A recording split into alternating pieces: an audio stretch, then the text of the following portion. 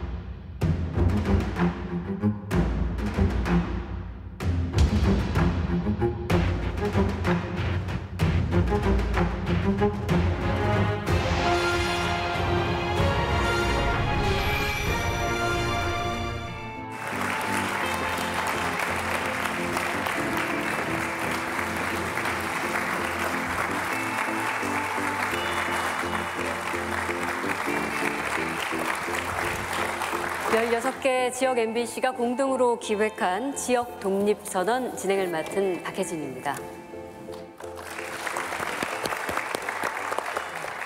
4부작으로 진행되는 토론회입니다. 그동안 지방분권, 문화자치, 경제자치에 이어서 오늘은 마지막 교육자치 무엇을 바꿔야 하는가라는 주제로 토론을 해보도록 하겠습니다. 오늘 이야기 나눠주실 분들 소개를 좀 해드릴게요. 모두를 위한 교육, 강원도 혁신교육을 주도하고 있는 민병희 강원도 교육감입니다. 네, 안녕하세요. 강원도 교육감 민병희입니다. 반갑습니다. 교육 자치가 나아갈 방향을 가장 가까이에서 고민하는 분이시죠. 교육부 지방교육자치 강화 추진단 김현국 부단장님이십니다. 네, 안녕하세요. 교육에 대한 날카로운 시선과 분석, 우리나라 최초의 교육평론가 이범 교육평론가 나와주셨습니다. 안녕하세요, 이범입니다. 자, 마지막으로 학교 자율화에 대한 다양한 시각을 가지신 분입니다. 청주교육대학교 김용 교수님 함께하셨습니다. 안녕하세요.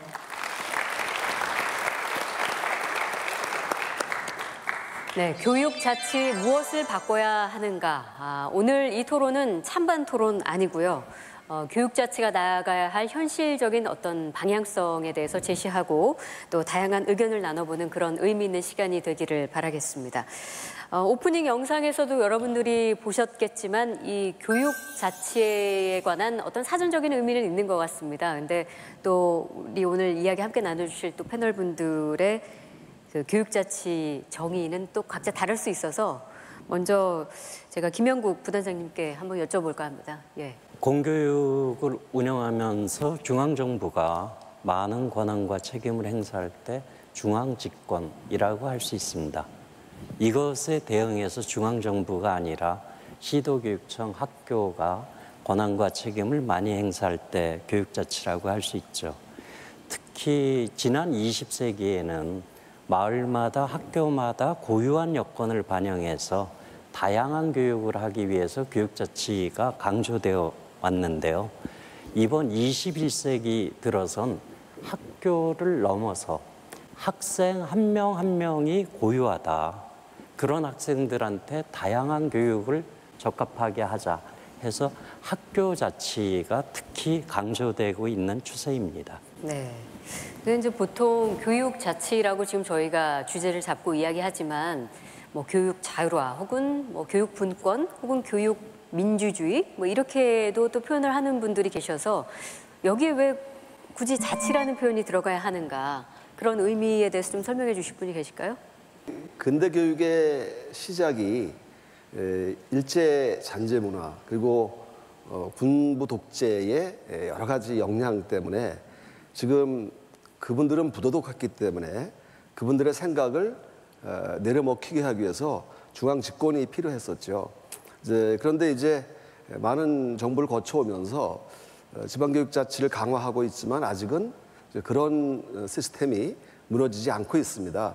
그래서 결국은 단위 학교에서 선생님들이 정말로 가르칠 수 있는 권리, 즉 교권이죠.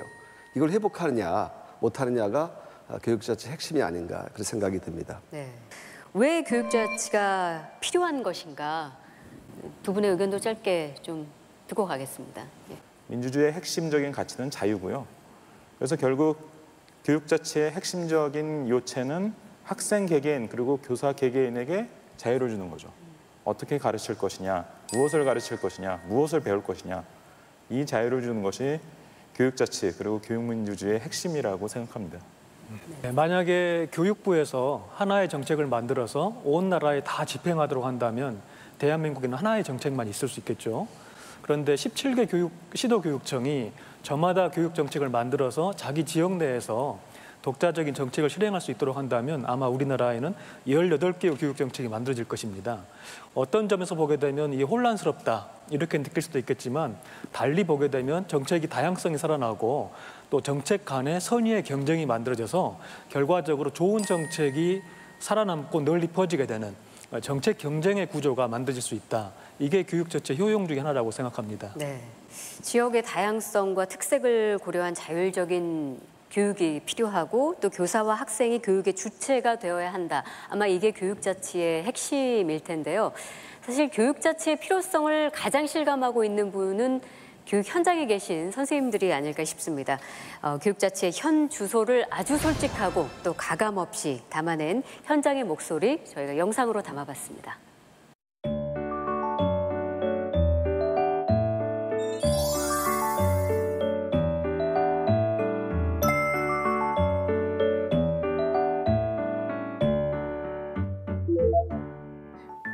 일에서 0에서 10점으로 해볼까 우리? 상담 기법 중에 있는 거?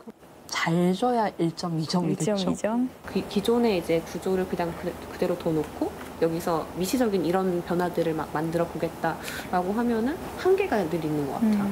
그걸 못 바꾼다면은 결국 점수가 5점을 못 넘지 않을까, 영원히. 네, 그걸... 공문이 너무 많이 쏟아지니까 수업에 공문 처리하고 시간 남으면 짬짬이 가르치고 학교는 늘 바쁘고 그렇죠? 네, 다른 나라들 막 외국의 이제 사례 같은 거 이제 많이 얘기하잖아요.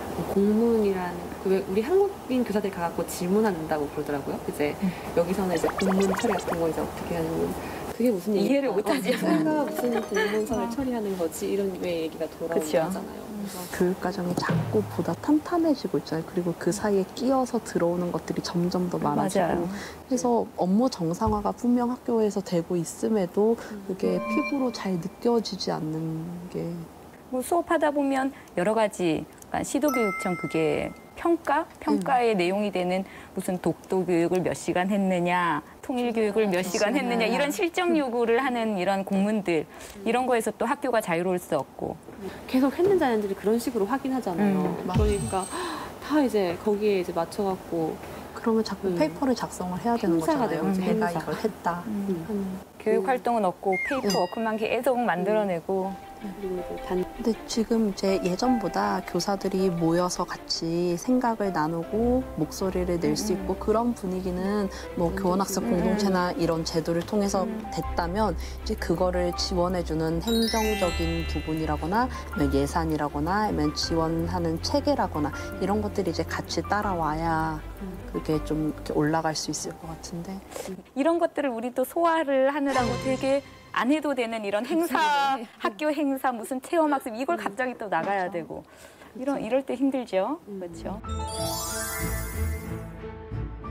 근데 사실 100대 교육과정이란 말도 웃긴 거잖아요. 상황과 아이들 이제 수준에 맞춰서 우리가 끊임없이 변경하고 이제 계획하고 아이들이랑 같이 숨 맞춰서 가야 되는데 100대 교육과정 이름을 붙여놓고 아이들을 여기에 끼워 맞춰야 되고 뭐 교육과정 재구성 그런 쪽으로 교사의 전문성을 발휘를 해라라는 주문은 계속 들어오는데 교사가 현장에서 무언가를 만들어내는 창조자의 입장이 아니라 위에서부터 차근차근 내려오는 거를 집행하는 가장 말단에 있는 그런 사람이 되어버린 이런 느낌?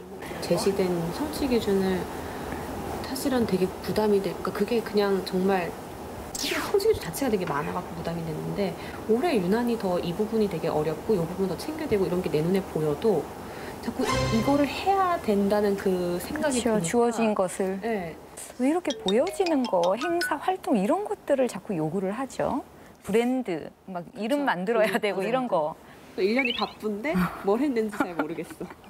소진데 1년이 지나면. 바쁜데 제가 아이들과 더 소통할 수 있는 권한들이 많아지고 네, 그렇게 된다면 아이들한테 저도 질문을 더 하겠죠. 너 정말 뭐 배우고 싶니? 그러면 저도 아이들의 이야기를 이제 듣는 전문가로 성장할 수 있는 것 같아요. 교사들이 목소리를 냈을 때, 학생들이 목소리를 냈을 때, 그리고 이제 그 주변에 어른들이 목소리를 냈을 때 그것들이 정말 전달이 되고 그게 이제 실제로 반영되는 그 구조가 탄탄해지는 거 그게 교육 자체가 아닐까 싶어요. 교육의 본질을 찾아갈 수 있도록 교사가 학생 한 명 한 명의 성장을 보살필 수 있는 그 바탕이 마련되는 것이 교육 자치라고 생각합니다. 네, 현장의 목소리에 답이 있습니다. 선생님들이 그런 말씀 하셨네요. 교육 활동은 없고 페이퍼 워크만 있다. 그리고 교사가 지금은 교육의 창조자가 아닌 교육의 집행자가 된 것만 같다. 이런 자조적인 목소리들을 함께 들으셨는데 지금의 교육 현황을 아주 함축적으로 보여주는 것 같아요. 우리나라 교사들이 자기가 새로운 학년에 몇 학년 무슨 과목을 가르쳐야 될지를 겨우 새 학년 시작하기 일주일 전에 알게 되더라고요. 네. 저는 그걸 알게 되고 굉장히 충격을 받았습니다. 왜냐하면 저는 학원에서 일할 때는 2달, 3달 전부터 준비를 했거든요. 일주일 전에 알려주면서 준비를 해라. 이거 뭔가 잘못된 거다. 하고 이제 그 속내를 알아보니까 서구 선진국들은 기본적으로 다 2-3달 전에 알려준다는 거예요. 그 왜 2-3달 전에 알려줘야 되느냐? 그 교사들은 교과서를 집필할 수 있는 권한이 있어요. 네. 국가에서는 교육과정을 아주 기초적인 것만 이렇게 제시를 하고 구체적인 건 교사가 심지어 교과서를 쓸 수 있는 기회도 줘야 되기 때문에 적어도 2-3달 전에 알려주는 게 당연한 거예요. 근데 우리는 저 위에서 높으신 분들이 교과서 만들어서 쫙 내려보내주고 그걸 이제 현장에 가서 그냥 전달만 하는 이런 패러다임으로 운영을 해왔기 때문에 결국 교사 입장에서는 자기가 권한이 없다라고 느끼게 되죠. 교육 관련해서 중요한 건 하나도 결정할 수 없고 그냥 단순히 위에서 시킨 거를 집행하는 그런 존재로 전락한 것처럼 느낄 수밖에 없는데 그 현실을 아까 그 영상에서 나왔던 교사분이 창조자가 아니라 집행자가 된 것 같다라고 그 서심탄회하게 말씀을 하셨다라고 생각이 돼요. 네, 지금 보고 계신 것은 교육부 전국 시도교육감 협의회에서 실시한 조사인데요. 그것들 질문별로 조금 저희가 정리를 해봤습니다. 먼저 학교 민주주의 필요성에 대한 질문에 매우 그렇다, 보통이다까지 조금 합한다면 80% 정도가 필요하다라는 답을 줬거든요. 그러니까 학교 민주주의라고 하는 것은 학교를 구성하는 다양한 구성원들, 뭐 교사, 학생, 학부모, 직원들 이분들이 학교의 운영 과정에 자기 목소리를 낼 수 있는 구조를 말하는 것인데 네네. 저렇게 학교 민주주의 필요성이 높다고 하는 것은 현재 학교 운영 과정에서 많은 사람들이 자기 이야기를 편하게 할 수 없다라고 하는 민주적이지 것이죠. 않다. 그렇죠. 교육의 3주체가 바로 학생, 학부모, 교사 이렇게 얘기를 하는데 학생들이 그 참여할 수 있는 길을 터줘야 됩니다. 그래서 학생회가 법제화되고 그 학생회 대표가 학교 운영위원회에 참여할 수 있어야 되고 또 선생님들로 구성된 교직원 협의회 또 법제화돼서 운영위원회에 참여하고 또 우리 강원도에서도 우리 학부모회를 위해서 지금 활동을 위한 조례 제정 작업을 하고 있는데 이와 같이 학부모회도 법제화해서 그분들 대표가 머리를 맞대고 정책 결정을 하고 그리고 거기에 대해서 책임도 함께 나누는 그런 제도가 되어야 되지 않을까 생각이 듭니다. 네. 일일 평균 근무 시간, 교사의 일일 평균 근무 시간을 좀 구성해 본 거죠. 수업 연구 시간이 지금 1.3시간으로 나오고 있습니다. 그런데 그에 반해서 행정 업무 시간이 2.1시간이에요. 이게 바로 보여주는 거죠. 이제 행정 업무가 사실 과도하다. 이거 좀 줄여서 수업의 질을 높여야 한다. 이 이야기는 제가 듣기로는 한 20년 전부터 나온 이야기 같은데 이게 아직까지도 지금 정착이 안 되고 있다는 거잖아요. 왜 그럴까요? 기본적으로 행정 업무가 위에서부터 떨어지는 게 너무 많다는 인식이 좀 필요한 거죠. 네. 교총조사에 의하면 우리나라 학교 한 개당 1년에 공문이 몇 개 내려오느냐? 11,000건이 내려온다고 그러거든요. 1년에요. 그러니까 하루에 30개 정도씩 내려오는 거죠. 그러니까 물론 그게 모두 다 지시성 공문은 아니지만 상당수는 뭘 해라, 뭘 하지 말아라, 뭐 해서 보고해라 이런 공문들입니다. 핀란드의 이제 교육계 인물들하고 얘기하면서 이런 질문을 해보면요. 이 사람들은 질문이 무슨 소리인지 이해를 못합니다. 학교에 공문이 온다는 게 무슨 소리인지 이해를 잘 못해요. 아까 선생님들도 그러셨잖아요. 설명을 하면 뭔지 알겠는데 그 1년에 몇 건 교장 보고하라고 내려오는 것 정도이지 그거 교사들한테 일률적으로 맡겨야 되는 그런 종류의 공문은 단 하나도 없다는 거예요. 그러니까 결국은 그 교육자치와 이것이 어떻게 연결되느냐. 교육자치가 단순히 교육부가 가진 권한을 교육청으로 내려주는 게 아니라는 겁니다. 권한을 좀 더 전면적이고 철저하게 하방하는 거죠. 저 권한을 밑으로 쭉 내려버리면 학교 단위, 교사 단위로 이렇게 내려보내면 그러면 위에서 이거 해라 하지 말아라고 공문을 할 일도 훨씬 줄어드는 것이죠. 그러니까 행정 업무가 많으니 인력을 늘리자라는 그런 것은 사실은 부분적인 해법에 불과한 것이고 근본적으로 교육 자체의 정신에 맞춰서 전면적으로 권한을 하방하는 것이 필요하다 이렇게 보입니다. 그러니까 어떻게 들으면 그러니까 공문을 처리해야 할 행정 업무가 너무 많으니까 그 인원을 더 충원해서 전담팀을 만들자라는 이야기 전에 선행되어야 할 이야기는 그 공문 자체가 내려오는 일을 근본적으로 줄여야 된다는 그렇죠. 거잖아요. 네. 사실은. 이 법령으로 제정되어 있는 것으로 인해서 선생님들이 할 일이 너무 많다는 거예요. 그중 하나의 예를 들어보겠습니다. 학폭이라는 게 있잖아요. 학교폭력자치위원회. 이거는 법률로 제정을 해놔서 지금 이 국회에서 바꾸지 않으면 꼼짝할 수가 없는데 학교폭력이 하나도 이루어지지 않는 곳도 의무적으로 열어야 돼요. 그리고 학교라고 하는 기관은 교육기관이지 사법기관이 아니잖아요. 선생님들에게 이런 그런 업무를 맡김으로 인해서 이게 한번 벌어지게 되면 선생님들은 마비가 됩니다. 그리고 심지어는 선생님을 그만두려고 해요. 이런 정도로 이런 것들 법령 정비를 통해서 선생님들에게는 가르치는 일에만 전념할 수 있도록 하는 그러한 정비를 꼭 해야 된다고 생각합니다. 우리나라에서 교사 되는 사람들은요, 성적 학업 성취 수준이라고 할까 이걸 기준으로 보게 되면 100명이 있다고 할 때 5위 이내에 드는 사람들이 보통 교사가 됩니다.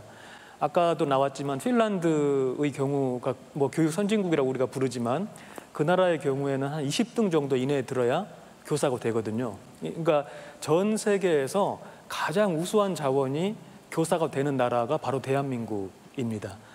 아주 우수한 사람이 학교에 들어가는데 학교에 들어가면 막상 그 자신의 우수함을 펼칠 수 있는 구조 자체가 만들어져 있지 않은 거죠. 그러니까 자기가 뭔가 창의적으로 전문성을 발휘해서 교육과정을 구성하고 할 수 있어야 되는데 우리가 아주 오랫동안 중앙집권적으로 교육을 운영해 오다 보니까 그 여지를 만들어주지 못한 것이죠.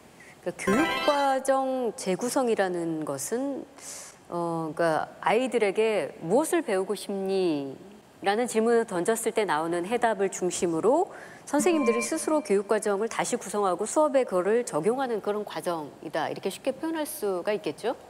원래 우리는 교과서만 주로 보게 되지만 교과서의 배후에는 교육과정이 있습니다. 국가에서 만든 교육과정이 있어요. 이를테면 몇 학년 몇 학기 때 뭐 무슨 과목을 이러이러한 내용을 가르쳐라 라고 이제 정해놓거든요. 그것에 근거해서 이제 교과서 만들어집니다. 근데 우리나라 교육과정은요 엄청나게 자세해요. 가장 최신 교육과정이 2015 교육과정이라는 건데 그거 다 프린트 해보면 책이 한 권 나옵니다. 그런데 그 아까 말씀드렸던 핀란드의 교육과정, 국가교육과정이 있어요. 핀란드에도. 제가 진짜 기절할 뻔한 게 초등학교 4학년에서 6학년까지, 3학년에서 6학년까지 4개 학년의 수학교육과정이요. 분량이 얼마나 짧은지 아세요? 6페이지밖에 안 돼요. 그러니까 한 학년당 수학교육과정이 딱 1.5페이지밖에 안 됩니다. 그러니까 최소한만 얘기하는 거예요, 국가에서는. 예를 들면 중학교 3학년 1학기 때 2차 함수를 대충 이 정도 수준으로 가르쳐라. 거기까지만 딱 얘기하고 끝납니다. 그러면 구체적으로 뭘 가지고 어떻게 가르쳐? 교과서는 뭘 써? 다 학교 자율로, 교사 자율로 하는 거예요. 네. 그래야 창의적인 교육이 가능해지는 거죠. 근데 그런 점에 있어서 교사들이 피부로 느끼는 거죠. 아, 우리가 지금 뭔가 창의적으로 할 수 있는 게 너무 적구나. 그러니까 결국 평가와 또는 수업과 관련된 자율성을 더 많이 달라는 답이 저렇게 많이 나오는 겁니다. 네. 내가 교사로 잘 살아가고 있는가라는 의문에 사로잡혀서 자괴감을 느낄 때가 바로 교사로서 가장 어려운 순간이 아닐까 이런 생각이 드는데요. 교사가 느끼는 이러한 문제점 이외에도 시교육청이나 학교가 짊어지고 있는 다양한 또 문제점들이 있지 않습니까? 기업위원회의 의원님들이 잘 안 오실라래요. 왜냐하면 교육 문제가 참 어렵잖아요. 네. 뭐 다 전문가라고 하지만 실제로 이 문제를 깊이 들여다보려면 쉽지 않습니다. 그래서 이게 왜 이런 현상이 벌어졌을까 생각해 봤더니 초, 중 등 교원들, 교직원들에게는 정치적 자유가 없어요. 다시 말해서 시도의회 의원이 되었다라고 하면 겸직 근무 불가 조항 때문에 둘 중에 하나를 선택해야 돼요. 다시 말하면 교사직을 그만둬야 돼요. 근데 대학 교수들은 그렇지 않습니다. 그냥 휴직을 하고 그 활동을 하다가 끝나면 다시 대학으로 갈 수가 있어요. 이것처럼 초중등 교원들도 같이 대학 교수들과 똑같이 이걸 풀어줘야 됩니다. 그래야 교육 관련 전문가들이 의회도 진출하고 활동하다가 올바른 교육 정책 만들고 다시 학교 현장 돌아갈 수 있는 이게 필요하지 않을까 싶습니다. 네. 우리 사회가 오늘날 직면하고 있는 가장 중요한 문제라고 하는 게 양극화와 불평등 문제 같습니다. 이것이 학교에 어떻게 들어오는가 하면 그 어려운 가정 아이들의 수가 점점 많아지는 것이죠. 그다음에 학교 안에 존재하는 학생들의 다양성의 편차가 점점 커져버리는 것이죠. 이것이 굉장히 교사들이 학생들을 지도하는 데 있어서 굉장히 큰 부담으로 작용하고 있는 국면 같습니다. 네. 자, 사실 우리나라의 교육 자치는 이게 완전한 중앙 집권이라 할 수도 없고 또 지방 분권이라고 말할 수 없는 약간 중간 단위의 형태를 띠고 있는 것이 아닌가라는 생각이 드는데 그 단적인 예가 교육감님이 여기 계시니까 교육감은 직선제로 이루어지지 않습니까? 이제 학교를 신설한다든지 또 인사정책, 우리 좀 훌륭하신 분들 교장선생님으로 모시고 싶어도 아직까지 그 여건이 여러 가지 규제 때문에 되지 못합니다. 또 학교 신설 같은 거 할 때는 몇 개 학교를 폐교시켜야 된다는 조건을 달아서 하기 때문에 상당히 어려움이 많아요. 이런 경우는 좀 교육부가 이런 문제를 빨리 해소하고 고난을 이양해 줬으면 좋겠다는 생각입니다. 우리는 61년 군사정권이 들어서면서 교육자치가 중단된 이후에 21세기 들어서 교육감 직선제가 다시 시작된 거죠. 그래서 중요한 제도는 정비가 별로 안 돼 있는데 직선이라고 하는 민주주의의 힘으로 많은 교육감님들이 지역마다 의미 있는 정책들을 많이 하셨고 그러면서 교육자치가 지금 유지되는 힘을 갖고 있다. 그렇지만 민교육감님 말씀하신 것처럼 직선제에만 의존할 것이 아니라 법률과 문화, 재정과 역량 이런 것들도 함께 개선해야 된다 하는 게 지금 앞으로 이번 정부 국정과제에도 들어있고요. 앞으로 남은 4년 동안 함께 힘을 모을 일이라고 생각합니다. 네. 교육감 직선제로 이게 교육의 자주성을 확보한 것 같지만 또 권한을 이양해 준 것 같지만 아직 법률과 문화가 따라가 주지 못하고 있는 현실에 대한 말씀을 해주셨는데 이렇게 저희가 경제나 문화 역시도 모든 것들이 중앙 집권화되어 있다는 그 문제점을 지금 지방자치분권 이야기하면서 쭉 해오고 있습니다. 이게 교육부의 권한이 집중돼 있는 이런 현상, 이로 인해서 생기는 문제점들이 뭐가 있을까요? 자치를 하게 되면 다양성이 살아나게 돼요. 다양성이 살아나면 좋은 정책이 더 남고 나쁜 정책은 자연적으로 도태되고 이런 그 구조가 만들어지게 되는데 중앙집권적, 교육부가 권력을 독점하는 중앙집권적 구조 하에서는 이 좋은 정책 경쟁 자체가 일어나지 못해서 정책의 품질이 높아지기를 좀 기대하기 어렵다. 이런 문제가 있을 것 같습니다. 저는 서울시 교육청에서 계약직 공무원을 정책보좌관이라는 이름으로 한 2년 4개월 했었거든요. 근데 이제 제가 담당한 정책 업무 중에 이제 사교육 정책이 있었어요. 근데 교육청에서 사교육을 줄이기 위해서 뭘 한다? 거의 불가능하더라고요. 왜냐면 이거를 줄이려면 일단 특목고 입시제도 같은 것을 바꿀 수 있어야 되거든요. 그거 다 중앙정부의 권한이지 교육감에게 거의 권한을 안 줬어요. 또 교육과정이나 교과서를 건드릴 수 있어야 되거든요. 다 중앙에서 통제하지 교육감에게 거의 권한 주지 않았습니다. 그러니까 대학 입시는 말할 것도 없죠. 대학 입시는 당연히 이제 중앙정부 권한이고 교육감에게 전혀 권한이 없죠.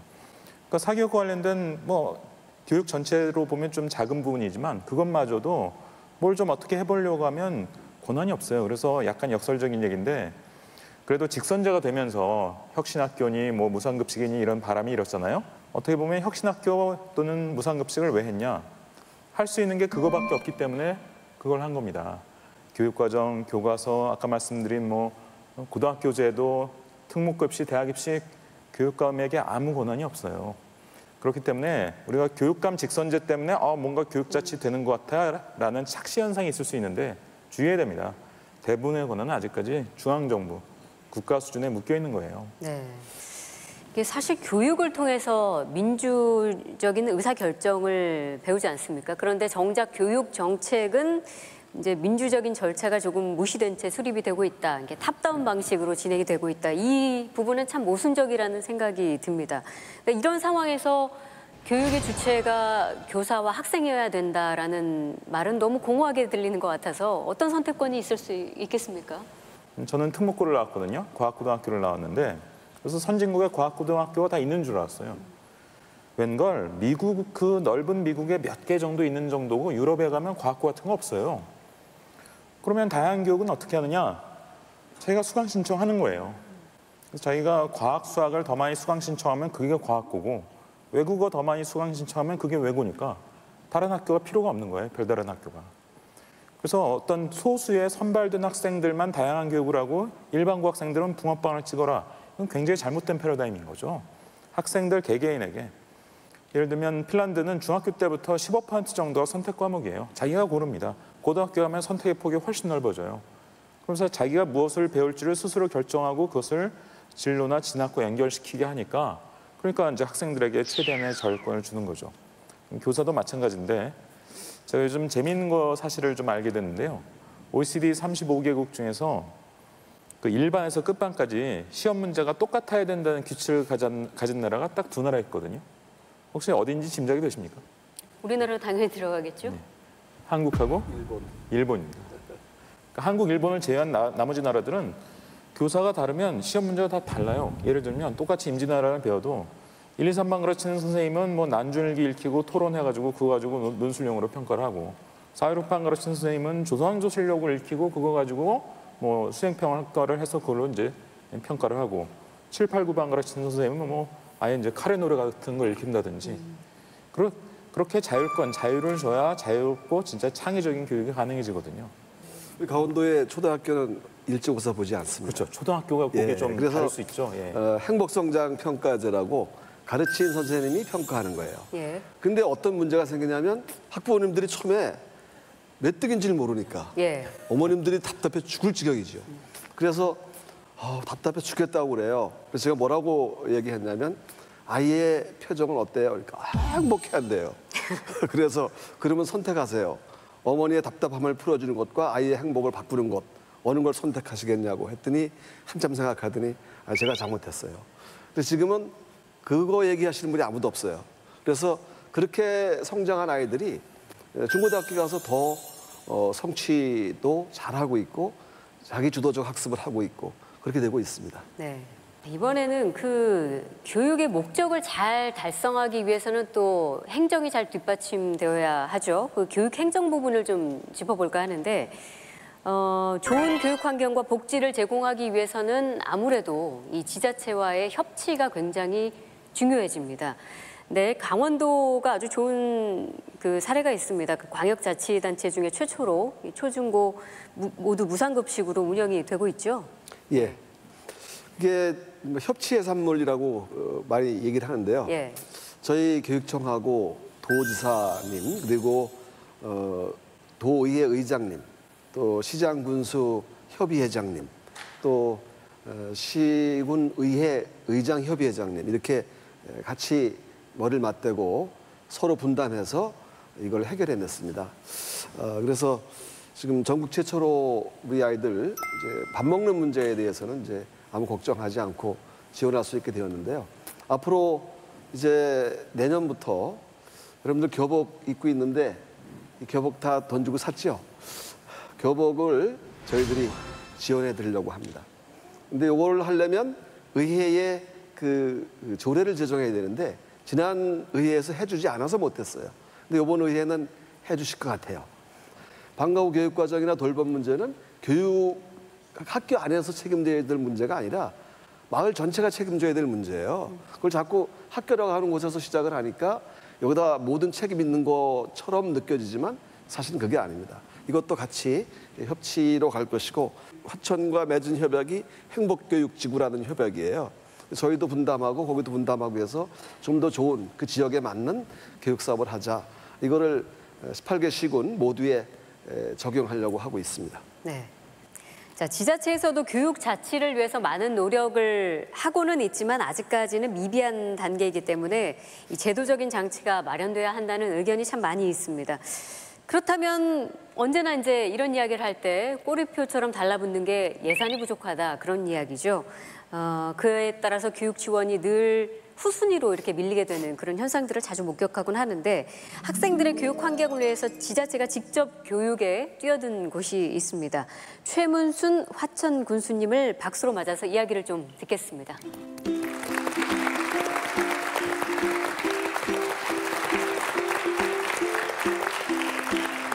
네, 안녕하세요. 화천군수 최문순입니다. 인사드리겠습니다. 반갑습니다.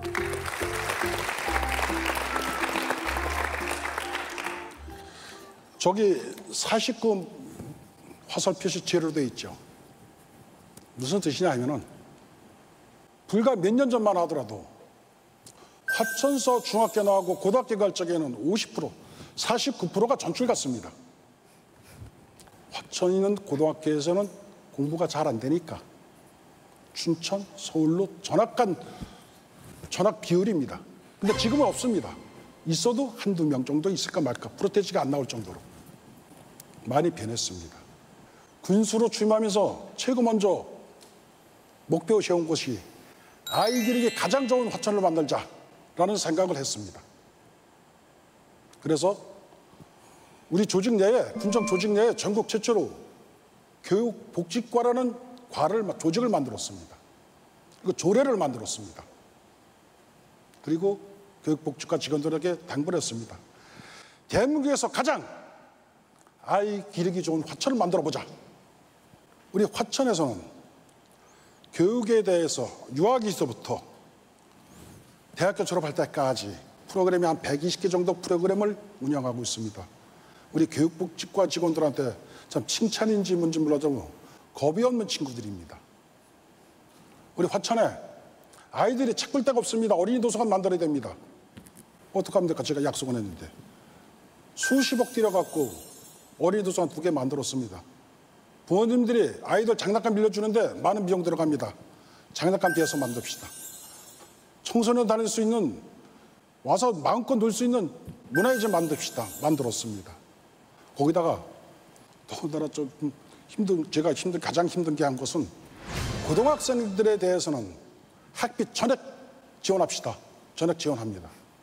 대학생들도 첫째에 대해서는 500만 원에서 200만 원까지 장학금을 지급하고 학기별로 좀 차등해서, 둘째에 대해서는 사립이군 공립이군 따지지 말고 70%, 셋째에서부터 100% 다 대줍시다. 그렇게 하고 있습니다. 그리고 우리 지역에서 공부 잘하는 학생들, 해외 유학 가고 싶은 아이들 유학 보냅시다. 결정을 했습니다만은 가장 형편에서 좀 차등을 둬서 지원을 합니다만은 한 학생에게 6천만 원씩 해서 해외 유학 보내주고 있습니다. 무슨 얘기 왜 이렇게 하냐면은 지역의 발전을 위하든지 나라의 앞날을 위해서는 사람을 잘 키워야 된다라는 것입니다. 하고 싶은 공부, 능력이 있을 적에 제대로 할 수 있도록 해주는 것이 기성세대 우리의 의무다라는 생각을 지금도 변함없이 갖고 있습니다. 화천은 시골이다 보니까 변변한 학원 마땅치 않습니다. 공부할 여건이 마땅치 않습니다. 물론 수업도 좋지만 뭐 오케스트라든지 음악이든지 예술이든지 이런 부분도 여의치 않습니다. 해서 화천군 자체에서 학생들이 학교의 수업은 다 하고 마치고 왔을 적에 중3서부터 고3까지 공부를 원하는 학생들에 대해서 시험을 받고 선발을 해서 서울에서 유명한 학원에서 강사하시던 선생님들을 모셔서 거기서 먹이고 재우고 별도로 수업을, 보충 수업을 합니다. 우리 지역에 물론 저기 교육감님 계시지만 교육청에서 원어민 교사님도 많이 지원해주고 있습니다만 사실상 부족합니다. 그래서 풀브라이트 재단에 가서 저희가 직접 가서 풀브라이트 재단 지원을 받아서 학교에도 원어민 교사 지원도 해드립니다. 초등학생들에 대해서는 글로벌 시대의 견문을 넓히고 세상이 어떻다는 것을 알려주기 위해서 중학교 학생들에 대해서는 뉴질랜드 그리고 카나다의 어학연수도 보내줍니다. 대폭 확대해서 보내줍니다. 그리고 중학교 3학년부터 고등학교 2학년 학생을 대상으로 해서 해외 배낭연수 사업도 실시합니다. 배낭여행하면은 그냥 놀러 가는 것 같지만 사실상 우리 관내 학교별로 중학교 3학년부터 고등학교 2학년까지 학교가 중복되지 않게 5명씩 팀을 구성하고 왜 여행을 가야 되는지 그 목적을 뚜렷이 해서 그 PPT 발표를 하게 합니다. 그 심사도 그 팀별 대표가 나와서 직접 우수 팀에 대해서 선발해서 학생들을 배낭연수를 보내는데 군에서는 여기에 대한 지원은 소요 경비는 다 지원해 드립니다. 요새 일하시는 어머니들이 많기 때문에 방과후 학습도 도교육청에서 지원해 준다면은 학생들, 부모님들, 선생님들과 협의해서 부족한 부분에 대해서는 예산 과다를 따지지 않고 또 희망하는 강사님을 우리가 직접 섭외해서 현장에서 투입해서 아이들의 방과후 학습도 지원해 주고 있습니다. 그리고 제 경험에서 그런 시책이 나오는지 모르겠습니다만 농촌 지역에서 원거리에서 통학 가는 학생들에 대해서 통학 버스를 군에서 직접 계약을 해서 직접 운행해주고 교통비도 지원해주고 있습니다. 제가 바라고 희망하는 것은 교육은 학생 본인, 가정교육, 학교교육이 중하고 그 다음에 사회 모든 사람들이 사회 주민들이 다 내 자식같이 생각할 때에 비로소 교육의 효과는 거둘 수 있다는 생각에는 변함이 없습니다. 고맙습니다.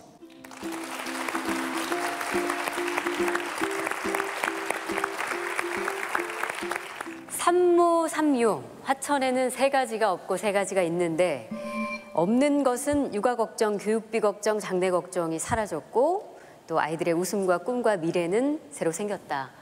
네. 근데 만약 임기가 끝나면 이런 좋은 정책들이 계속 유지가 될 것인가 아마 그런 의문을 갖고 계실 수도 있을 것 같아서요. 네. 지금 말씀하신 대로 이것이 교육이라는 건 지속성이 있고 연속성이 있어야 되는데 최고수 있을 때만 있어야 될 게 아니냐라는 우려와 걱정하시는 분들이 많습니다. 이 부분은 제도적으로 저희가 그래서 장치를 마련했습니다. 인재 육성재단을 별도로 만들어서 행안부 승인을 받아서 육성재단을 만들었고 두 번째는 이거를 지속적으로 할 수 있도록 법제화시켰습니다. 조례를 만들어서 운영하고 있고 이것이 4년 동안 이미 정착하다 보니까 많은 주민들로부터 어머니들로부터 학생들로부터 지지를 받다 보니까 후에 군수도 누가 나올지는 모르고 누가 될지는 모르겠습니다만 표를 받아야 되지 않습니까? 표를 받으려면은 이 교육 정책을 이거 만약에 안 하겠다가 내밀었다간 그 사람 당선될 리 없습니다. 하기 때문에 그런 사람이 있으면 저도 살아있는 한 그 사람 낙선 운동하고 다닐 겁니다. 하기 때문에 이 부분은 시작이 어렵지 시작해놓고 전통과 맥이 이어간다면은 크게 걱정 안 할 거고 어느 분이 자치단체장이 된다 하더라도 아이들 교육에 대해서는 반대할 사람이 없기 때문에 예. 연속성은 가능하다. 네. 이렇게 아주 단정져서 말씀드릴 수 있습니다. 네, 아주 자신감 있게 말씀해 주셨는데 혹시 저희 패널분들이나 방청객 중에서도 궁금하신 점이 있으신 분들 계신가요? 처음 군수님께서 교육 투자를 확대하자 이런 정책을 하자고 할 때 당연히 교육 투자하지 말자는 반대도 있었을 테고 그거보다 더 시급한 다른 게 우선순위가 높다는 분들 의견도 꽤 있으셨을 텐데 그런 걸 어떻게 소통하고 합의에 이르셨는지. 다리 놓고 길 넓히는 거는 현재 우리가 사는데 편리하다고 지역 발전을 위해서인 건데 장기적으로 보면 사람 키우는 게 가장 중요한 또 가장 핵심적인 요소라고 저는 생각하고 다리 놓고 다리가 좀 하고 길이 좀 좁다 하더라도 여태까지 그렇게 살았으니까 그 불편은 우리가 조금 더 간소하자. 그렇지만 공부하는 학생들에서 때를 놓치면 안 된다. 그 부분에 대해서 내 자식같이 생각하자. 그런 의미에 대해서 반대하시던 분도 적극적 반대는 안 했고요. 우리 지역 주민들이 상당히 많이 호응을 해 주셨고 또 이 시책에 대해서 많은 적극적인 도움을 주셨기 때문에 그런 문제는 초창기에 조금 나왔다가 지금 점은 없습니다. 학교하고 교육지원청하고 이제 연계 협력하시는 게 상당히 중요한 과제가 될 텐데 어떻게 협력이 잘 이루어지고 있는지 또 어떤 어려움이 있는지 이런 게 궁금합니다. 네, 일단은 교육감님 계십니다만 교육은 학생의 주체입니다. 그다음 가정교육이 중요합니다. 그다음에 학교교육이 중요하고 사회교육은 이 세 가지가 활동할 수 있도록 서포팅해주고 밀어주는 거라고 저는 생각합니다. 우리 학생들 대표들하고 간담회하고 어떤 자리를 마련해서 회의를 합니다. 학부모 대표님들하고 모여서 얘기도 합니다. 학교 교장 선생님들하고도 얘기를 합니다. 또 그래서 이것을 총합해서 교육장님하고 협의도 하고 매년 예산 편성할 적에는 행정에서 편성하는 것이 아니라 교육장님하고 저하고 내년도 우리 교육에 대해서 뭐가 교육장님 어떻게 했으면 좋겠습니까? 이런 문제 어떻게 했으면 좋겠습니까? 서로 타협해서. 제가 설명을 드릴게요.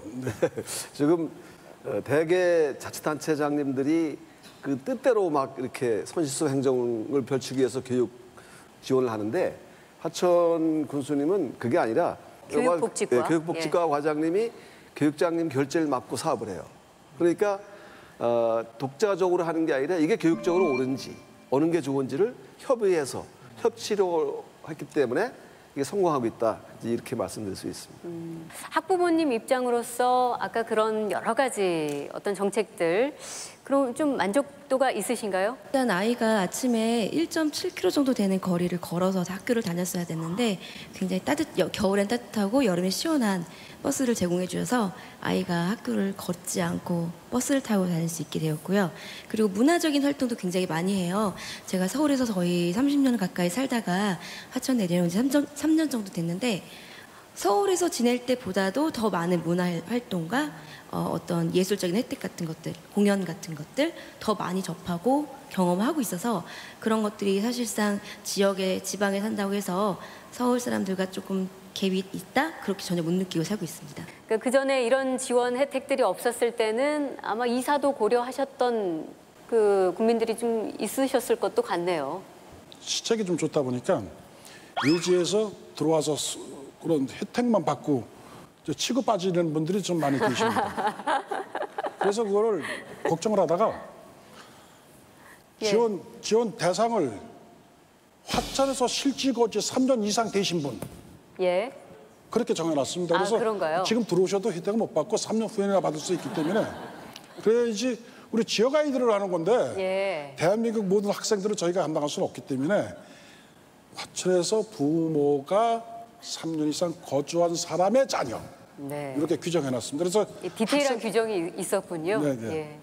지역 인재 키워내는 거 굉장히 중요하잖아요. 그리고 당연히 우리 지역사회에 있는 아이들이 우선적으로 잘 다른 지역과 차별받지 않고 동등한 그런 교육의 기회를 갖는 것이 굉장히 중요하다고 생각을 하고 되게 의미 있는 사업들을 펼친다고 생각을 하는데 한편으로 드는 생각은 사실 지금 지역에 있는 아이들이 대부분 내가 태어난 특히 강원도 친구들은 내가 태어난 이 강원도에서 평생을 살 거야라는 생각을 하는 것이 아니라 어떻게 해서든 이 강원도에서 탈출할 거야라는 생각을 하는 것 같아요. 아이들이 뜻을 피려면은 서울을 가든 부산을 가든 자기가 목적한 데 적합한 데 가서 공부 열심히 하면 됩니다. 우리 지역을 위하는 건 지역에 있는 사람들이 역할을 주는 거고 미국을 가든 자기의 뜻과 자기가 하고 싶은 그 장소에서 공부만 열심히 하되 화천 사람이라는 것만 잊지 말아라. 그거 왜 그러냐면 중요한 얘기입니다. 대학 등록금 다 지원받고 뭐 다 지원받아갖고 초등학교에서도 지원받아갖고 컸는데 물론 본인이 잘 돼서 잘 됐겠죠. 그 사람들의 역할이 후에 서울에 갔었던 정보 강요가 됐든 변호사가 됐든 농사를 짓든 장사를 하든 나는 이런 혜택을 받았기 때문에 우리 후배들한테 나도 뭘 해줘야겠다는 생각은 가져야 됩니다. 그렇게 생각해요. 그래서 저희는 미국가 살던 어디가 살던 간에 화천 사람이라는 것만 잊지 말고 네가 화천서 돈 받아갖고 공부했다는 것만 잊지 말고 살자. 라는 것을 강조를 합니다. 네. 자, 교육과 행정의 협치, 그걸 잘 실천하고 계신 최문순 화천 군수님이었습니다. 고맙습니다. 네, 감사합니다.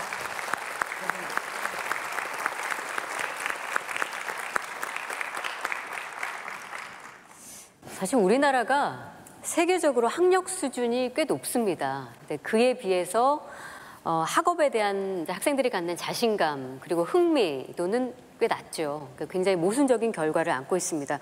그런 의미에서 사실 교육 자치도 마찬가지가 아닌가 싶은데 20년 넘게 이 교육 자치를 해보자 하고 여러 가지 시도를 해오고는 있지만 아마 현장에서 느끼시는 분들 많이 계실 겁니다. 이렇다 할 성과가 아직 없다는 점, 여전히 갈 길이 멀다는 점 남아있죠. 그렇다면 우리가 흔히 교육 선진국이라고 하는 그런 나라들은 어떻게 하고 있을까? 교육을 지역 주민과 교사, 학생들이 공동으로 끌어안고 스스로 그 자신들의 힘으로 해결하는 이 교육 자치가 어느 정도 이루어지고 있고 어떻게 이루어지고 있는 것인가 한번 살펴볼 필요가 있을 것 같은데요. 우리가 자치를 이야기할 때 등장하는 나라가 꼭 스위스지 않습니까? 이번엔 스위스의 뭐 문화, 경제면도 있겠지만 교육적인 측면에서의 우리가 좀 본받을 만한 점이 있을지 한번 이야기를 나눠보죠. 예. 그리고 이건 스위스만이 아니라 유럽의 공통적인 사례인데요. 대학 진학률이 상당히 낮죠. 대학 진학률이 상당히 낮은데 1인당 국민 소득은 우리나라의 한 3배 정도 됩니다. 중등 과정에서부터 특히 이제 고등학교 갈 때부터 이제 본격적으로 나눠지는데요. 근데 대학을 진학하고 싶어하는 학생들도 소수 있고 그를 위한 학교들도 존재하지만 그 밖에 굉장히 다양한 이 직업 분야로 진출할 수 있게 전문적인 기술을 가르치는 학교가 굉장히 다양하게 존재하는 거죠.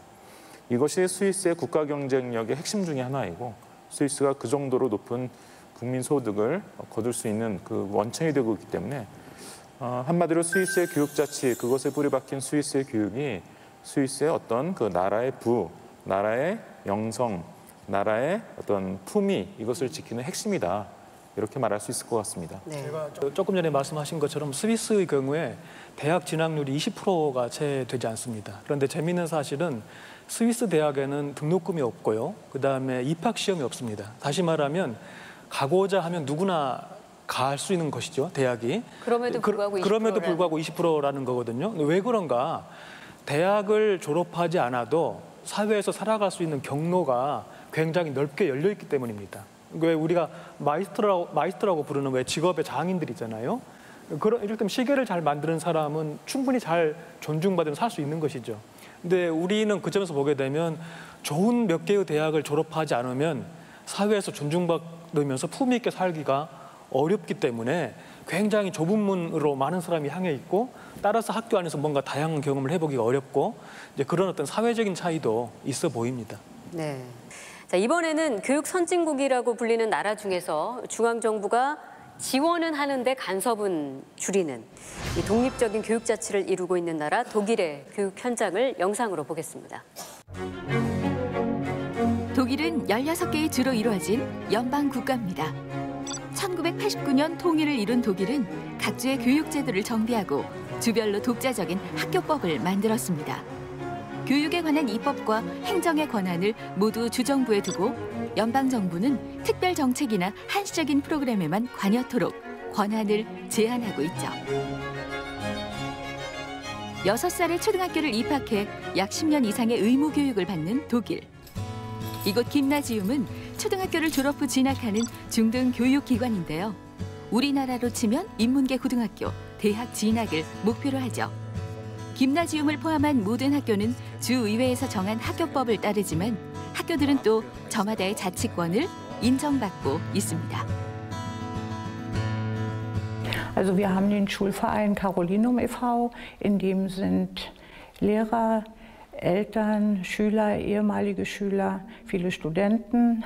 Und dieser Schulverein hat einen Vorstand.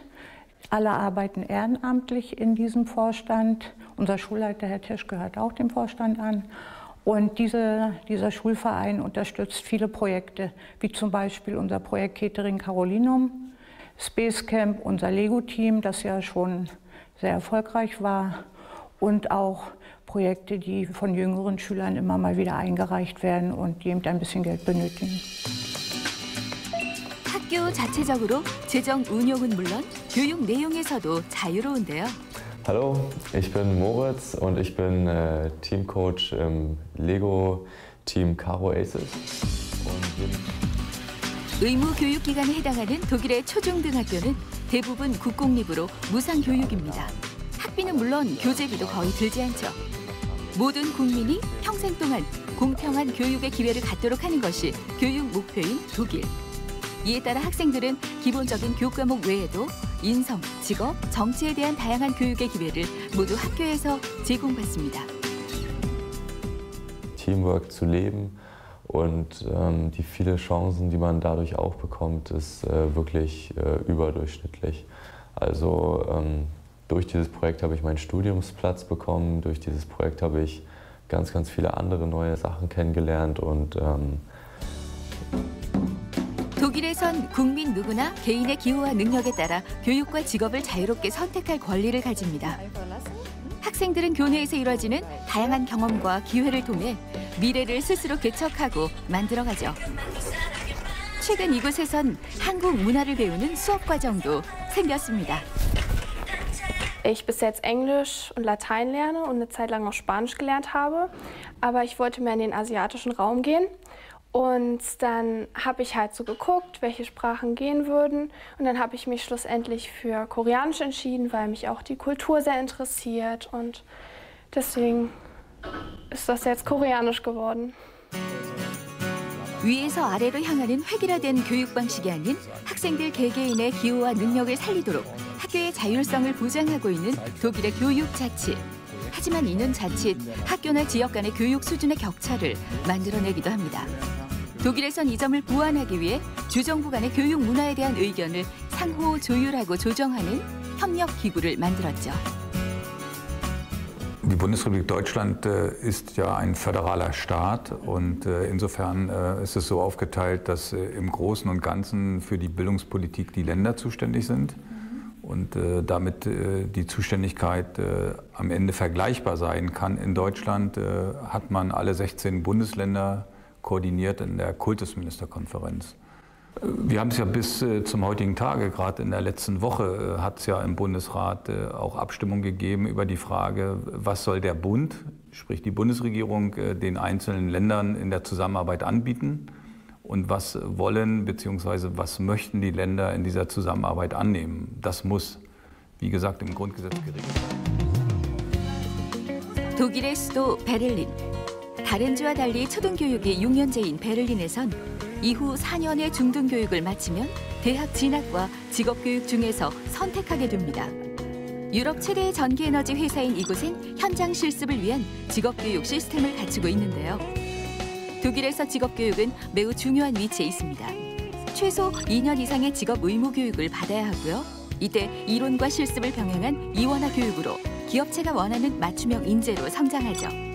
현재 독일 청소년의 75%가 이러한 이원화 직업교육을 선택합니다. Erstes Ausbildungslehrjahr, erste Klasse. Ich würde, denke ich, hier halt noch arbeiten bei Vattenfall und dann eventuell studieren, also so eine zweite Richtung gehen. Aber auf jeden Fall hier wieder zurückkommen zu Vattenfall, weil es halt ein Beruf mit Zukunft ist und auch die große Firma, da möchte man gerne hier sein. Ja. Ich lerne für die Prüfung. Wir haben nächstes Jahr eine Prüfung und ich lerne halt.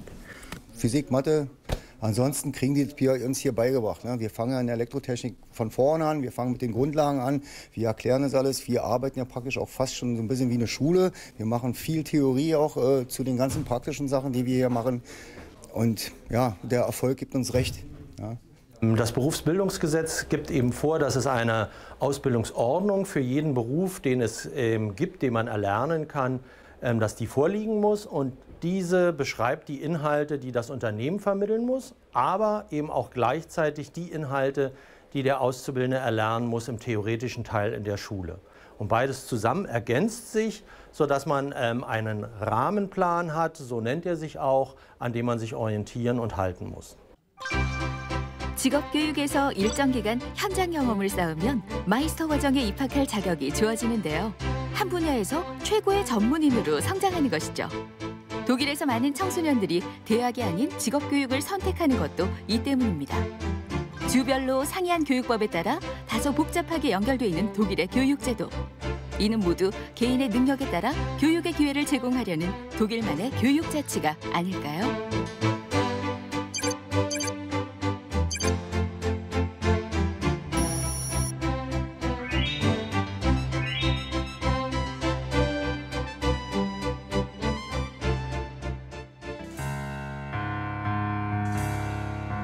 인구 15만 명의 작은 도시에 독일에서 가장 오래된 대학교가 있는 하이델베르크. 독일엔 약 300개의 대학교가 있는데요. 대학 진학률은 30% 남짓. 대학 입학을 위해 무한 경쟁과 입시 전쟁을 치르지도 않습니다. 그럼에도 600년 이상의 전통을 자랑하는 우수한 대학들이 지역 곳곳에 분포돼 있죠. 이는 독자적인 학칙과 교육 방침으로 대학의 자율성을 강조한 교육 자치에 그 의미가 있습니다.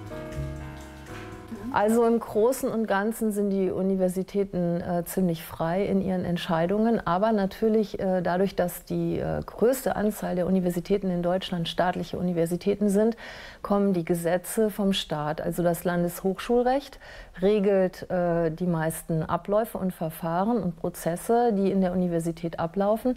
Und dieses Landeshochschulrecht wird vom Landesparlament entschieden. Das heißt, wir orientieren uns schon an diesen staatlichen Vorgaben, die aber ein hohes Maß an Autonomie gewährleisten, zum Beispiel auch die Freiheit von Forschung und Lehre, die den Universitäten zugesichert ist. 경쟁 없는 대학 입시에 대학 간의 서열 또한 중요치 않는 독일. 그저 전공 분야별로 유명한 학과 정도가 있을 뿐이죠. 독일에서의 대학 자치 교육은 속빈 강정 같은 대학의 명성보다 독자적인 연구와 교육의 질을 높이는 데 집중합니다.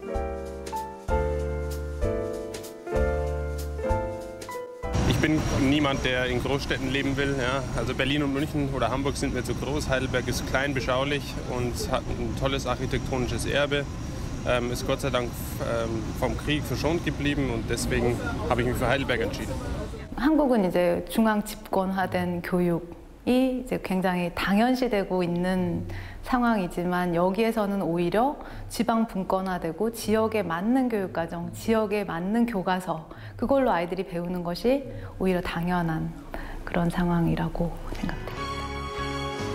네, 영상으로 독일의 교육자치 그 현장을 함께 살펴봤는데 사실 과거에 독일의 교육 제도는 이렇지 않았습니다. 굉장히 우월주의 교육이었고 또 주입식 교육으로 아주 유명했었는데 그래서 실제로 우리가 알고 있는 뭐 세계 천재로 유명한 아인슈타인의 경우에도 이 주입식 교육을 굉장히 혐오해서 국적을 버리고 스위스로 이동을 해서 교육을 받을 정도였다고 하니까 어느 정도였는지 아시겠죠. 근데 그랬던 독일이 이렇게 과거를 딛고 교육자치를 하게 된 겁니다.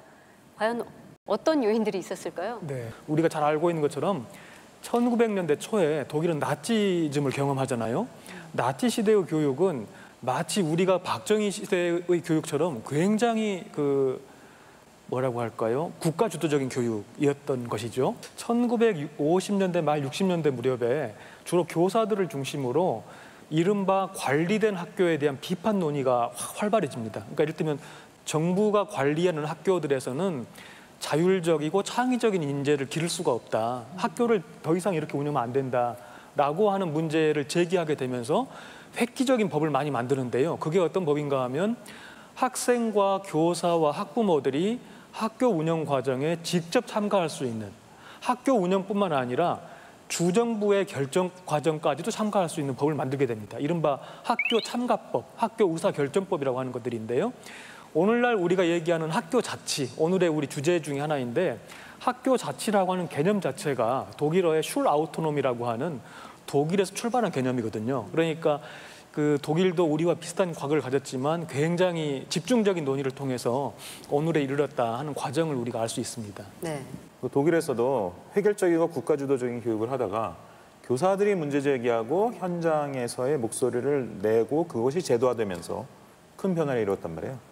마치 우리가 이제 혁신학교 현장에서 뭔가 변화를 일으키고자 했던 이 교사들의 집단적인 움직임이 혁신학교를 성공시키고 이것이 이제 최근에 이제 제도를 개혁할 수 있는 그 문턱에 지금 넘어가느냐 못 넘어가느냐 이 정도의 이제 상황에 처했는데 여태까지 이루어진 이런 과정을 보면 우리나라에 지금 밟고 있는 그 과정 방향이 독일이 과거에 겪었던 것과 상당히 유사한 점이 있다. 네. 이렇게 보입니다.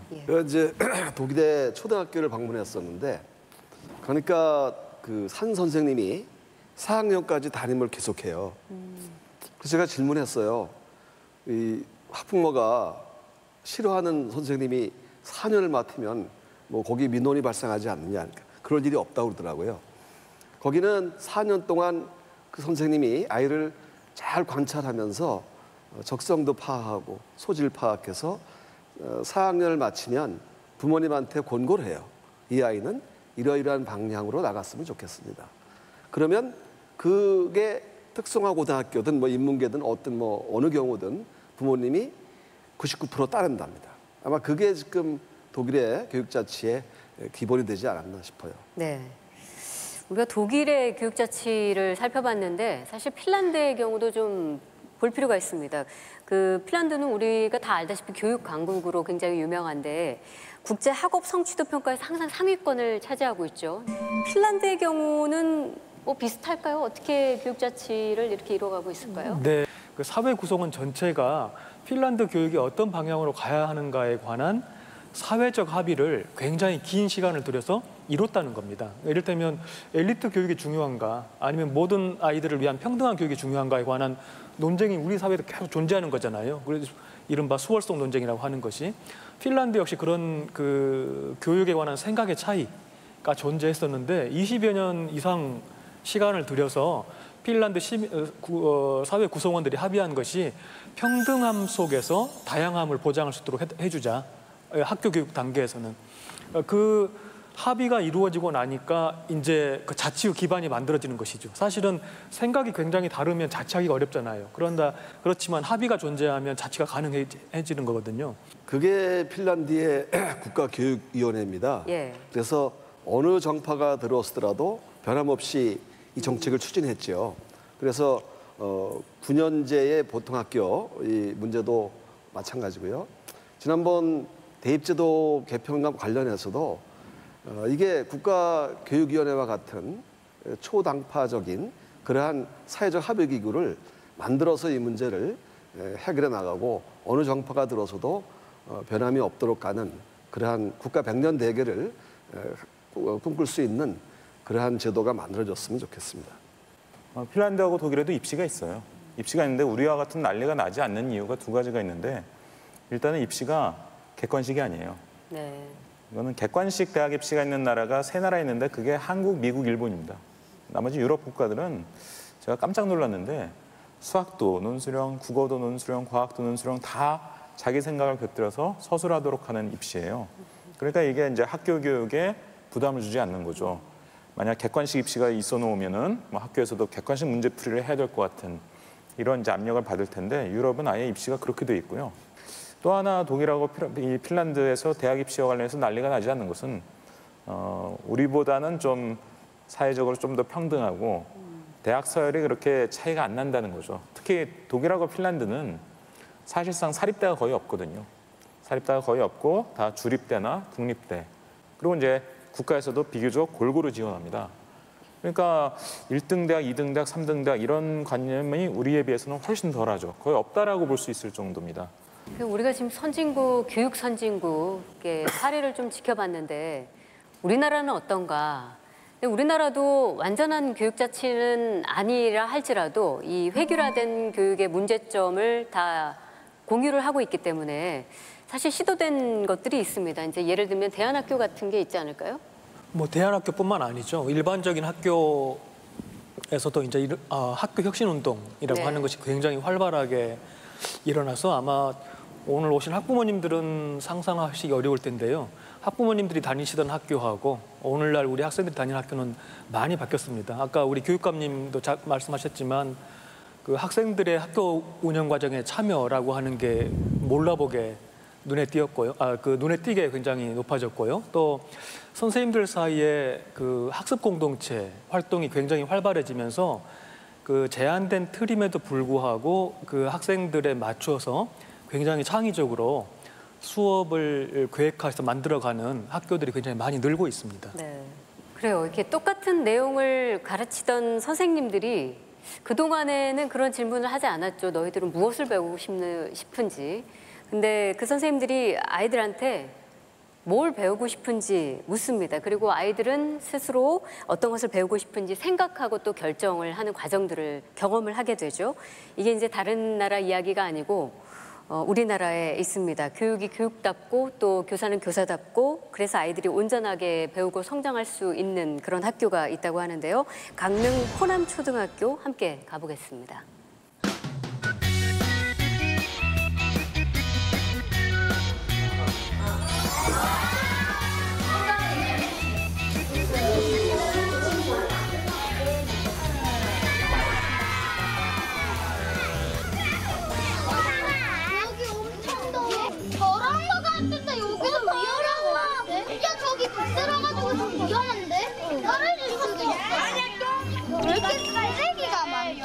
많이 받으면 터질 것 같아요. 아 그래요? 세정이는 저희 가스가 너무 더워지면 위험한 거 아니냐는 얘기예요. 국내 한 바퀴 수업인데요. 좀 더 의미 있는 활동이 무엇일까를 생각을 해보다가 아이들이 그러면 환경지도까지 한번 만들어보자라는 의견을 주었고요. 깨끗하고 안전한 동네를 한번 만들어보자라는 취지로 우리 반 절반은 안전지도, 절반은 환경지도를 만들게 되었습니다. 사람들을 만나서 인터뷰하는 것도 너무 열심히 하고 지도에 표시하고 만드는 활동도 제가 생각했던 것보다 더 열심히 해서 저도 뿌듯하고 좋습니다. 아까 전에 여러분들이 위험하고 더러운 곳 같다라는 부분에 스티커를 주셨죠? 여기가 어떤 점이 불편했는지 적어주면 되는데요. 기레 좀 넣어봐요. 여기 이 기레 있는 거 바로 앞에 시립도서관 있다는 거? 융화아파트 여기 있는 거 아닐까? 아니면 연예아파트 바로 그 아이디어는 이 책을 보고 했는데 안전지대로 우리 동네를 바꿨을 책을 읽고 이걸로 하자고 결정을 했어요. 우리도 안전하게 생활할 수 있으니까 친구들하고 저도 같이 이 책을 보면서 투표를 했어요. 수가 많은 것부터 시작하니까 뭔가 불공평하지도 않고 좋은 것 같아요.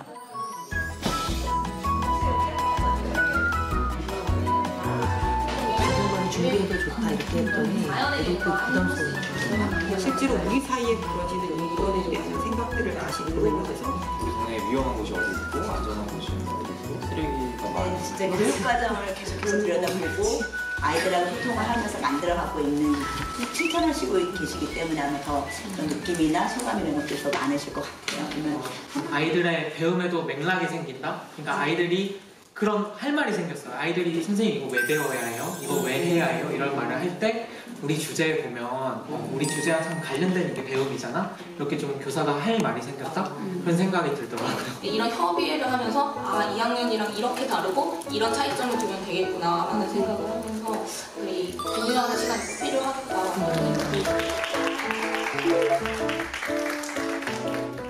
교장 선생님께서도 n분의 1 다 평등하게 모든 교직원이 평등하게 우리 원탁에 앉아서 안건을 놓고 같이 협의를 하죠. 그래서 교사 선생님들께서도 많이 좀 감동하시고 정말 되네? 우리가 안건을 냈고 의견을 얘기했는데 그게 되네? 라는 거를 이제 경험하시면서 지금까지 꾸준히 계속해서 선생님들께서 주체가 되셔서 교사 실전 교육 과정을 또 잘 만들어 올 수 있지 않았나라는 생각을 하고 있습니다. 고유의 업무를 할 수 있도록 지원 시스템을 만들었어요. 교무실에서는 교감 선생님과 행정사 두 분이 모든 행정 업무에 관련된 업무를 이렇게 다 도맡아 주시고 모든 교육 활동과 관련된 지원을 이제 선생님들에게 하고 있습니다. 저희 학교 예산으로 따로 이렇게 상담 선생님과 만나는 기회가 있거든요. 그래서 같이 고민하고 그걸 실질적으로 상담 선생님께서 같이 해주시는 부분들이 있고 또 교육복지 선생님이 또 계세요. 전체 교사회에 들어오셔서 같이 상담을 해주시고 그게 점점점 시간이 흐르면 흐를수록 아이도 발전하고 또 저희도 아이와 함께 성장하는 부분들이 있었다고 저는 생각합니다. 누구나 스스럼 없이 말할 수 있고 또 필요한 것을 또 얘기할 수 있고 그러한 바탕은 마음이 심리가 안정되지 않으면 어른을 대할 때 그런 마음이 없으면 물을 수가 없잖아요. 근데 이러한 우리 문화가 안정감 있는 마음을 갖게 하는 것 같습니다. 굉장히 부럽네요. 예, 저런 교육 환경이 제공이 된다면 아이들이 공부하는데 굉장히 흥미를 느끼겠다. 선생님 말씀 중에 그 얘기가 있었어요. 배움에도 맥락이 생기는 것 같다. 그러니까 우리가 초등 6년, 중학교 3년, 고등학교 3년, 총 12년의 교육을 받고 나서 대학생이 되거나 사회에 진출했을 때 과연 과거에 학창시절에 배웠던 교육의 내용들이 기억에 많이 남나요? 사실 텍스트로 남아서 이렇게 증발해버리는 경우가 많은데 왜 내가 이 공부를 해야 되는지 그 맥락 속에서 교육을 받으면 다를 것 같거든요. 지금 이 자리에 포남초등학교 선생님들이 함께해 주셨습니다. 예, 그러니까 주어진 내용을 가르칠 때와 재구성을 해서 가르칠 때 아이들이 느끼는 변화 그리고 또 선생님들이 느끼는 변화 어떤 게 있을까요? 아이들이 교과서를 정해진 교과서를 배울 때는 되게 별다른 고민 없이 배우기 때문에 수동적일 수밖에 없거든요. 근데 아이들이 선생님과 함께 교육 과정을 새로 만든다 하면 자기가 공부하고 싶어하는 것들을 찾고 싶기 때문에 굉장히 능동적으로 되고 질문도 많이 하는 것 같습니다. 교사 스스로도 변화되는 점이 많이 있는데요. 예전에는 정해진 교과서를 그냥 정해진 차시대로 운영하다 보면 되게 편한 게 있거든요. 별다른 고민이 필요 없으니까요. 근데 교과서에 갇혀버린다라는 생각이 들고요. 네, 아이들과 함께 이제 교육과정을 운영해 나가다 보면 저만의 교육과정을 운영한다는 뿌듯함이 있고 책임감도 생기는 것 같습니다. 무엇을 어떻게 가르칠 것인가에 대한 고민, 그리고 무엇을 어떻게 배울 것인가에 대한 고민을 경험한 교육은 확실히 다르겠죠. 교사도 아이도 성장하고 있는 지금 포남 초등학교의 사례를 봤는데 이렇게 혁신 교육을 시행하고 있는 학교들이 이제 더러 있습니다. 근데 앞으로 또 이런 혁신 학교들도 또 어떤 방향으로 가야 될지 또 보완해야 할 그런 점들도 있으니까 그 부분에 대한 좀 이야기를 할까요? 우리나라에서 자기주도 학습이라고 부르는 건 대개 목표 설정을 학생이 하는 게 아니에요. 야, 시험 100점 받아. 이게 목표예요. 네. 그건 자기주도 학습이 아닌 거예요. 근데 우리가 좀 전에 본 것은 너희들이 뭐 안전지도를 만들 건지 뭘 할 건지 너희들이 한번 정해봐라. 그러면 자기가 자기 학습 목표를 정하게 되는 것이거든요. 그런 점에서 그 혁신학교가 미래 어떤 교육의 모습을 잘 보여주고 있는 건데 다만 아쉬운 거는 역시 교육과정을 재구성하고 있다는 거예요. 재구성이 아니라 구성할 수 있어야죠. 교육과정을 진짜 아까 말씀드린 것처럼 중앙정부에서는 아주 최소한의 이런 거는 그래도 좀 가르쳐라 이 정도만 얘기하고 나머지 구체적인 것은 학교에서 다 교사들이 구성할 수 있게 해줘야 좀 더 미래지향적인 교육을 우리나라에서 펼칠 수 있는 보다 큰 기여가 되지 않을까 이런 생각을 해봅니다. 혹시 그 교육자치가 잘 시행되기 위해서 법적으로나 행정적으로 좀 뒷받침되어야 되는 그런 부분은 없을까요? 지방 분권이라고 하는 걸 굉장히 가속화하면서 또 그 학교 선생님들이 학교에서 교육 활동을 진행하는데 큰 걸림돌 중에 하나가 굉장히 많은 법들이거든요. 이 중앙정부가 정한 많은 법률이 학교의 교육 활동 왜곡하는 면이 많아서 아까 말씀 중에 나왔던 학교폭력법 같은 대표적인 법률 몇 가지는 시급하게 좀 손보는 게 필요할 것 같습니다. 지난 이명박 박근혜 정부를 시행령 공화국이다 이렇게도 표현을 해요. 이게 무슨 말이냐면 법률은 국회에서 제정한 게 법률이고 시행령 같은 경우는 법령이라고 합니다. 그런데 상위법 우선의 원칙이죠. 근데 이 법률과 헌법에 위배되는 그러한 시행령을 많이 만들었어요. 그래서 그 시행령으로 시도교육청을 옥죄는 게 많았습니다. 한 예를 든다면 교원평가 같은 경우도 국회에서 거기에 관한 법률을 제정해 주지 않았어요. 그러니까 교원 연수 등에 관한 시행령을 만들어서 강제하고 있거든요. 이러한 시행령을 엄청 많이 지금 교육부에 저희가 협의해서 주고 좀 폐지하거나 개선해달라고 했는데 아직 그게 좀 빨리 이루어졌으면 좋겠다는 생각입니다. 그 학교와 지자체 그리고 교사에게 그러니까 교육 자체의 핵심인 교육 과정이나 교육 행정에 관련된 자율권이나 그 자주권을 주게 될 경우에 뭐 지자체마다 혹은 학교마다 이제 예산의 격차가 있을 것이고 또 선생님의 능력도 아마 차이가 있기 때문에 학교나 혹은 지역 간의 격차가 발생할 수 있는 일들이 있잖아요. 그런 일들은 어떻게 제일 심한 나라가 미국이죠. 예. 미국이 지역자치 또는 교육자치가 너무 세분화되어 있습니다. 예를 들면 미국에 이제 로컬 스쿨 디스트릭트라고 하는 게 있는데요. 여기에 재산세, 그 지역에서 나온 이 재산세가 학교 예산의 거의 절반 정도를 차지합니다. 공립학교의 경우. 근데 이 로컬 스쿨 디스트릭트가 얼마나 작냐면 평균 인구가 2만 명밖에 안 돼요. 우리나라 동수준이에요, 동수준. 그럼 생각해보세요. 동수준으로 재산세 걷어서 그게 학교 예산의 절반을 충당한다면 부자 많은 그런 동네는 공립이 뭐 웬만한 명문 살인만큼 좋은 공립들이 있고요. 근데 가난한 사람들 많이 사는 지역은 공립이 아주 형편이 없습니다. 미국이 딱 그래요. 그러니까 자치라는 것을 진행해야 되고 그것이 우리의 굉장히 중요한 과제이지만 재정 같은 면에 있어서는 지나치게 파편화되지 않도록 굉장히 주의를 해야 됩니다. 다행히 지금까지는 우리나라 교육자치와 관련된 제도가 지금 17개 시도 요 정도 수준에서 어쨌든 비교적 골고루 예산을 나눠주게 이렇게 되어 있기 때문에 아직까지 그 정도 우려를 할 건 아니지만 자치라는 것이 너무 세분화되는 거 파편화되는 것이 꼭 좋은 것만은 아니라는 것을 보여주는 실증적인 사례가 바로 미국이라는 거죠. 네. 교원 양성과 연수의 내용이 상당히 바뀌어야 될 것 같습니다. 그러니까 과거 교육에서는 초중등 교원들은 수업을 잘하는 사람이 되기 위해서 대학을 다니고 시험을 거치고 연수의 내용도 그렇게 되는데 이제 뭐 혁신학교는 물론이고 일반 학교에 확산되는 프로젝트 수업, 거꾸로 학습 뭐 여기에다가 교육자치 확대에 따라서 정책과 재정의 재량권까지 확대된다고 하면은 교대 4대 또는 교원 양성 연수 과정에서 정말 교육 정책과 재정의 이해, 그런 걸 운영할 수 있는 사례, 연구, 이런 것들에 대해서 교원들이 충분히 기회를 갖고 준비할 수 있는, 그렇게 문화와 역량이 발전하면서 제도도 변경될 때 이 교육자치 확대의 흐름은 더욱 탄탄한 흐름이 될 수 있을 것 같습니다. 교육은 권리인 동시에 의무입니다. 이제 교육의 공공성의 영역인데요. 한 인간이 태어나면 교육의 목적인 인간성 실현을 할 때까지 교육을 받을 권리가 있어요. 그리고 그 교육을 시킬 의무는 국가에 있습니다. 시도교육감들이 하는 거는 국가 사무를 위임받아서 우리가 하는 것이거든요. 그러니까 지방교육자치는 그 위임받아서 하도록 하자는 것이고, 거기에 책무성은 중앙정부에 있기 때문에 거기에 예산 문제는 중앙정부가 책임을 져야 되는 것이죠.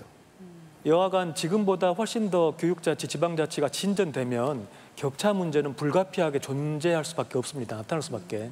따라서 우리는 이제 현재 17개 시도 단위로 교육자치를 진행하고 있는데, 우리 지역의 교육을 잘 끌어가는 것도 굉장히 중요하지만 하나의 국가 울타리 안에서 서로 협력하면서 뭐라고 할까요? 동반 성장하는 그런 그 자치의 구조를 만들어가는 것도 굉장히 중요한 과제 같습니다. 네. 마지막 질문을 우리 패널분들께 드리겠습니다.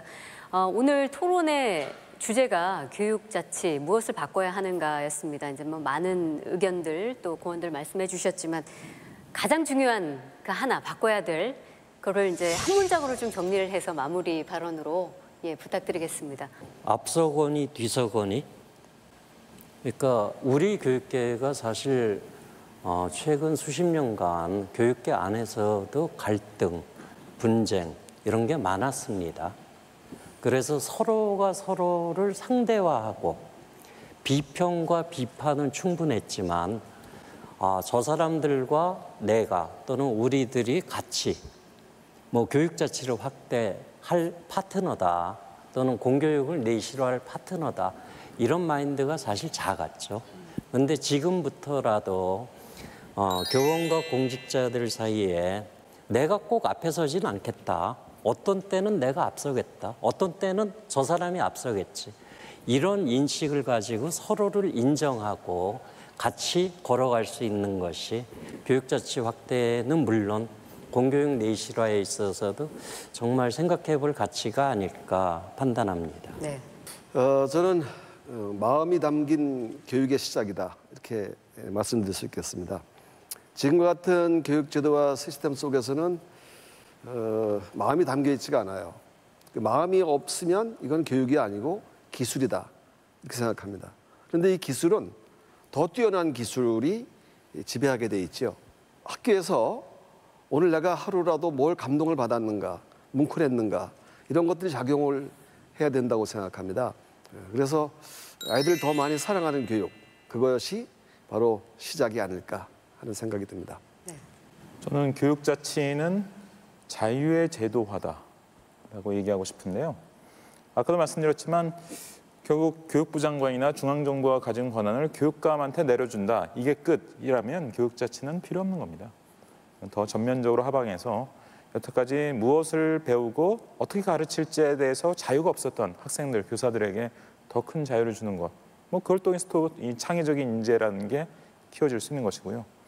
이것이 결국 교육자치의 목적이고, 최근 한 10년 사이 우리나라 교육의 가장 큰 성과는 역시 혁신학교였다라고 보이는데, 혁신학교는 제도는 혁신에 굉장히 불편하게 돼 있는데 그걸 이제 약간 문화운동식으로 돌파한 그런 경우거든요. 그러다 보니까 확산 속도가 굉장히 느립니다. 그래서 이 결국 혁신학교가 아닌 학교에서도 혁신적인 교사, 혁신적인 교육이 일어날 수 있도록 유도하려면 결국 문화운동적인 측면을 벗어나서 제도 개혁으로 결국 진행해야 되고, 그것이 교육자치의 어떤 출발점이 될 수 있는 이런 상황을 기대를 해봅니다. 네, 저는 교육자치는 참여 속 성장이다, 이렇게 표현해보고 싶습니다. 사실 자치는 피곤한 일입니다. 누가 대신 결정해주면 편하잖아요. 그럼에도 불구하고 내가 참여해서 내가 결정하겠다라고 하는 것은 그 과정에서 내가 배우는 게 있고 성장하는 게 있기 때문이거든요. 그러니까 아마 우리가 이제 17개 시도교육청 더 나아가서 모든 학교가 우리가 자치, 자율화를 해보겠다고 하는 것은 스스로가 내가 직접 참여하겠다, 나서겠다는 결의를 보이는 것이고 이걸 통해서 내가 성장하겠다라고 하는 기대를 가지는 것이 아닐까 이런 생각을 해봅니다. 네, 아주 긴 시간 이 교육자치와 관련해서 좋은 의견을 나눠주신 네 분의 패널 여러분 고맙습니다. 네. 자, 한 초등학교 백과사전에 실려있는 지방자치에 관한 글입니다. 지방자치, 민주주의, 지역발전. 사실 우리들이 아이들에게 이 지방자치에 관한 교육을 하고 있음에도 불구하고 정작 어른들은 지방자치를 위해서 어떤 노력을 하고 있는가 질문을 하지 않을 수 없습니다. 우리 아이들이 배우고 있는 이 지방자치가 책밖의 어떤 일상이 될 수 있도록 이제는 행동으로 옮겨야 할 때가 아닌가 그런 생각이 듭니다.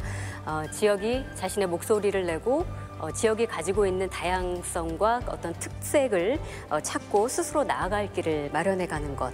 그것이 바로 지방자치, 문화자치, 경제자치, 그리고 교육자치를 이루는 온전한 지역 독립선언일 것입니다. 자, 4부작으로 함께한 지역 독립선언 함께해 주신 여러분 고맙습니다.